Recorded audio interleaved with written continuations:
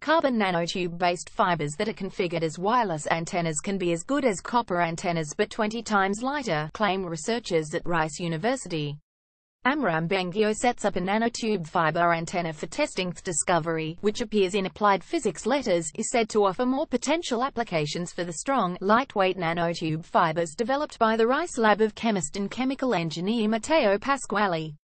The lab introduced the first practical method for making high-conductivity carbon nanotube fibers in 2013 and has since tested them for use as brain implants and in heart surgeries. The research could help engineers in streamlining materials for airplanes and spacecraft. Increased interest in wearables like wrist-worn health monitors and clothing with embedded electronics could benefit from strong, flexible and conductive fiber antennas that send and receive signals, Pasquale said.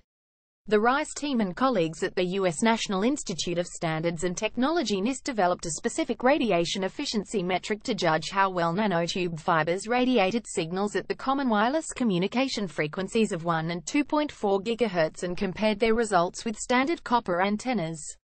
They made thread comprising from 8 to 128 fibers that are about as thin as a human hair and cut to the same length to test on a custom rig that made comparisons with copper practical.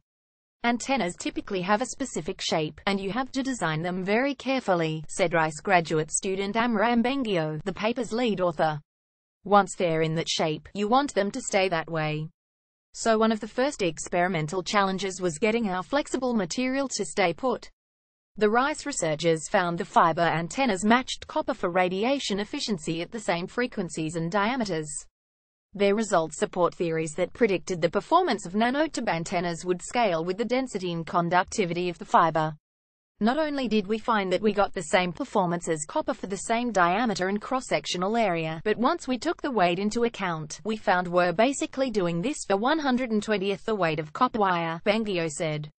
Applications for this material are a big selling point, but from a scientific perspective, at these frequencies carbon nanotube macromaterials behave like a typical conductor.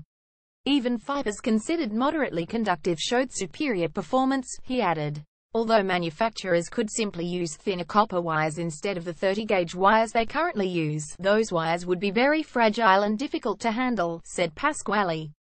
Amram showed that if you do 3 things right, make the right fibers, fabricate the antenna correctly and design the antenna according to telecommunication protocols, then you get antennas that work fine, he said. As you go to very thin antennas at high frequencies, you get less of a disadvantage compared with copper because copper becomes difficult to handle at thin gauges, whereas nanotubes, with their textile-like behavior, hold up pretty well.